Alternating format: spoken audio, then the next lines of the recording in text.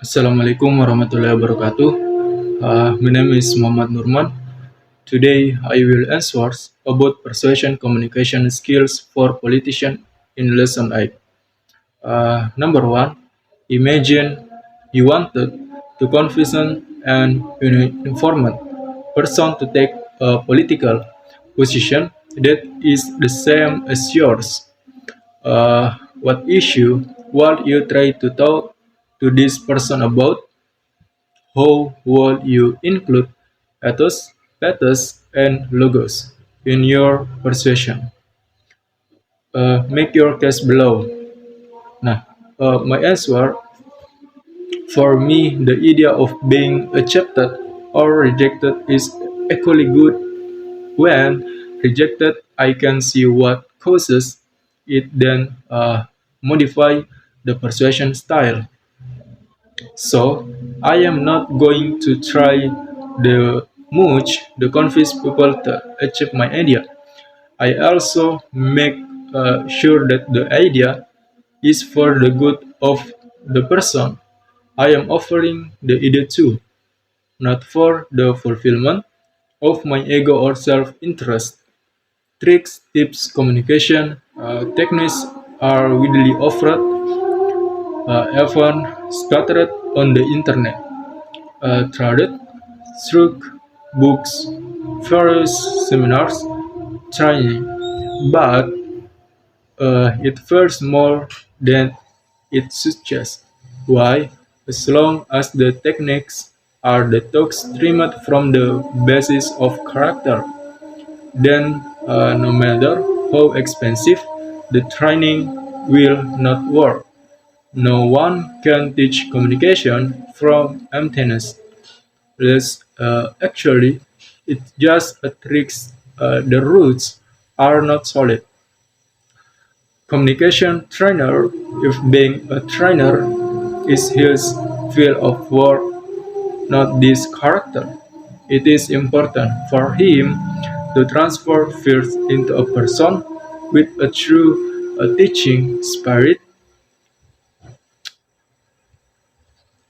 Some persuasive programming involves only ethos, some involves only pathos, and some involves only logos. Which of these single tactic persuasion types do you find most effective? Which one are least effective? Why? My answers, I think the most effective is pathos because it is a way of communication that makes the world better. We become more uh, functioning citizen of the world. Emotional communication. This is a way of communication that always remembers that humans are creatures of emotion, not creatures of logic. Logic always works rather than emotional. The function of logic is to have time to think about the impact of emotional of expression. Try not to think about emotions that's called emotional intelligence. We can harness emotion for more lively and connected interested interaction from the first second we interact.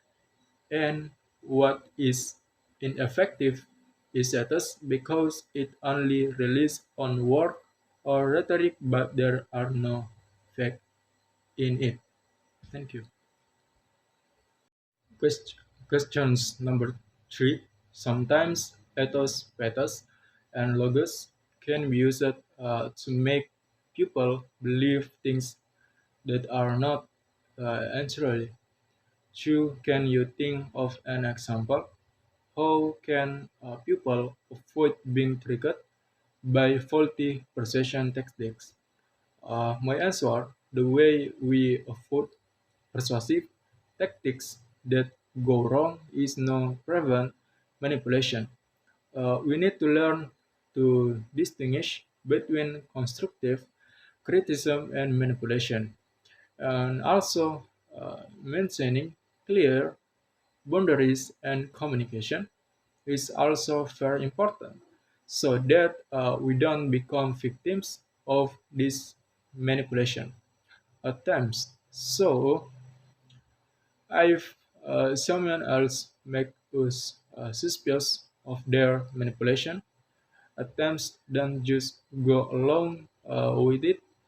It is better for us to take care of ourselves and not let us fall into this unhealthy circle of manipulation. Thank you.